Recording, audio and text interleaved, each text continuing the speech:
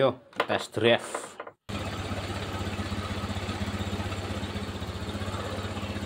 Walus bolo, walus sini.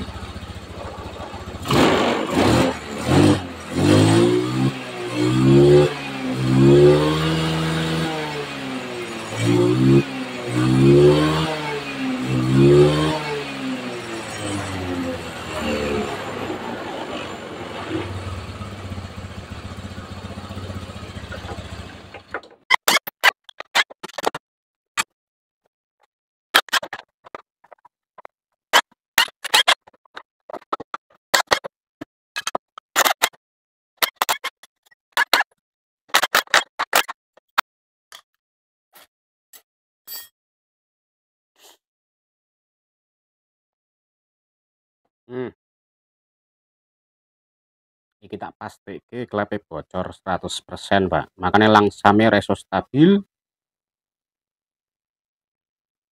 akselerasine kurang, langsam ndak stabil, Pak. Tak pastike kompresine bocor. Nah, isel klepe bocor, Pak.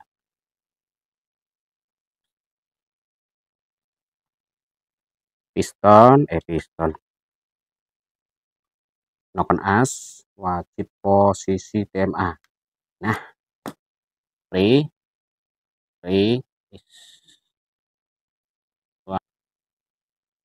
tuang BBM, semprot pakai kompresor,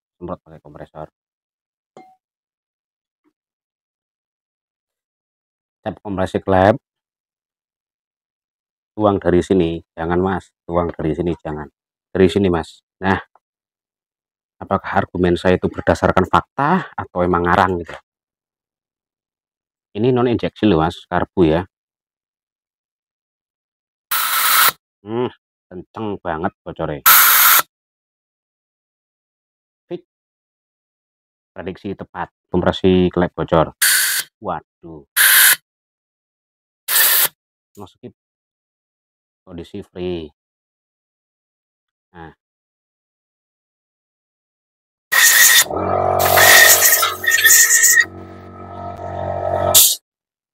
Uji beban dari lubang in langsung set. Bocor enggak? Bocor Mas. Bocor. TK pun gede ngono bocor. Sing X mungkin enggak terlalu bocor nek enggak disemprot.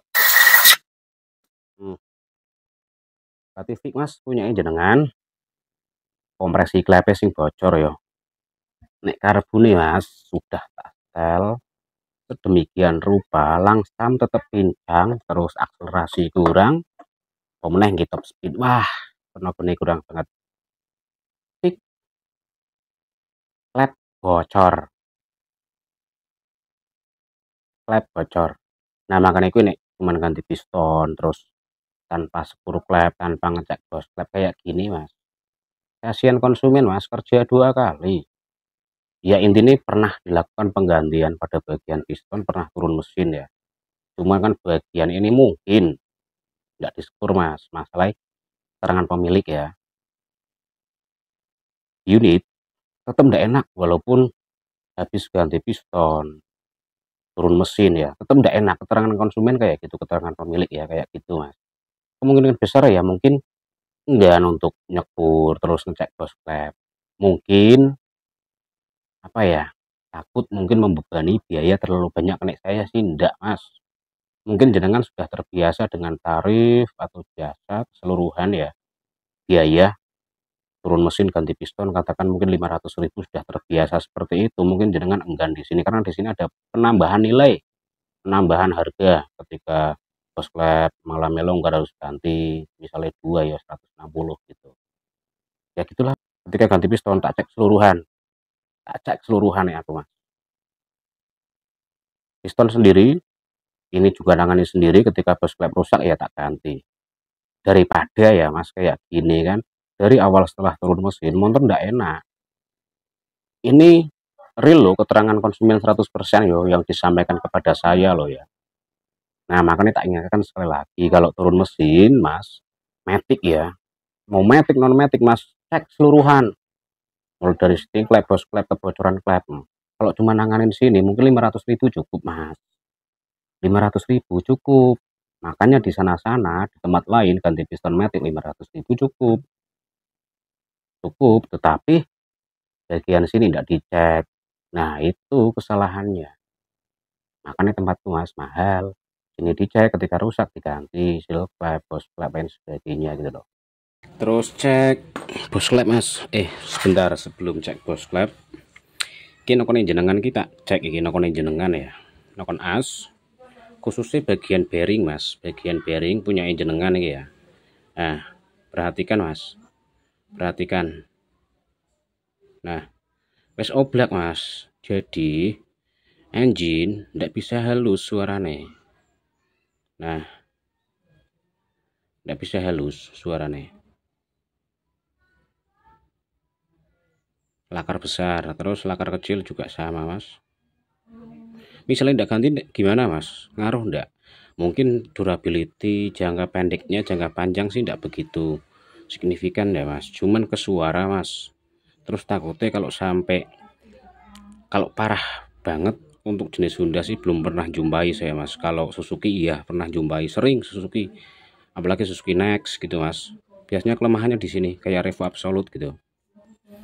Terus klepnya jenengan Mas, bos klepnya tak cek ya seperti biasa Mas, cek kompresi bos klep. Nah, tahan bagian sini, terus tarik. Mau kembali secara elastis atau tidak? Punya jenengan tidak mau kembali secara elastis. Terus dipastikan Mas, nih tidak bisa kembali secara elastis, pasti longgar. Oblak. Nah, kocak Mas. Nah, mungkin kelihatan ya di kamera video. Nah, goyang, klik, klik, klik. Nah, ini Mas, bos klep jenengan wajib ganti. Mungkin dianggap sepele Mas, tapi ini berpengaruh kepada tenaga Mas, kepada kompresi statisnya Mas. Karena kalau secara teoritis ya, kompresi dinamis itu lebih kecil daripada kompresi statis. Kalau kompresi statis kan kompresi yang dihasilkan dari kompresi dinamis itu Mas. Ketika kompresi statis mengalami kebocoran ya loyo menterin jenengan. Terus sama Mas, sing X tahan, tarik, tidak mau bergerak Mas. Baik Mas, dua-duanya ganti, bos klep, sitting klep, in dan X ya, kurang lebih di angka 160.000 Mas. Tidak bisa toleran kalau seperti ini. Lah kan masih hidup motor Mas. Iya Mas, saya tahu motornya jenengan unitnya misalnya ada yang tanya netizen atau siapa ya, orang ya. Lah ganti. Ngapain tuh Mas? Masih bunyi iya Mas. Unitnya masih bunyi, masih nyala. Cuman Mas, sekali lagi saya tegaskan untuk konsumsi BBM itu nambah boros sedikit. Nambah loh ya. Nambah boros sedikit. Terus tenaga berkurang Mas. Yang kedua, busi Mas. Cepet hitam. Hasil pembakaran tidak akan sempurna. Jangan tidak usah ngayel ya teman-teman. Ketika bos klep ini mengalami kelonggaran, otomatis titik tumpu antara batang klep dan sitting klep tidak akan maksimal, mengalami kegeseran pasti. Goyang otomatis kompresi statisnya ya mengalami kebocoran. Gitu loh. Mudah-mudahan bisa dipahami. Nah, makanya ganti. Ketika turun mesin kok katakan ganti piston plus jasa, packing, lem, oli dan sebagainya, mungkin 500.000 cukup Mas di tempat lain. Di tempat saya Mas, itu lebih Mas. Katakan 7-800. Masalahnya apa? Ketika di sini mengalami kerusakan ya saya ganti. Ketika dua mengalami kerusakan ya saya ganti dua. Katakan 500.000. Kalau ini dua rusak Mas, sudah jelas toh. 160 kurang lebih kan di angka 700-800 iya kan. Tetapi kan unit itu tak pastikan ready untuk tenaga, akselerasi dan sebagainya gitu loh. Tapi ketika kok ini tidak ditangani, kok konsumen merasa tidak enak, unit masih terasa boros lain sebagainya, misalkan harus bongkar lagi, kan kena biaya lagi Mas gitu. Makanya saya menerapkan sebuah kayak semacam algoritma di dalam otak saya ketika saya ganti piston ya, ketika saya ganti piston khusus mau matic atau non matic atau spot ya, itu pasti biayanya melebihi kayak bengkel-bengkel pada umumnya mas. Yang bikin mahal apa ya di sini ini mas, penanganan pada bagian bos klep, shifting klep, kemudian skur ulang. Nah itu mas, kebanyakan kadang cuman fokus ganti piston, di sini tidak ditangani kalau sudah terlihat bersih, apalagi tidak ngecek pada bagian seal klep lain sebagainya. Ya otomatis murah, tetapi untuk hasilnya itu pasti tidak bisa 100% secara maksimal untuk tenaganya, nggak bisa perform secara maksimal untuk tenaganya. Makanya di sini tidak ditangani.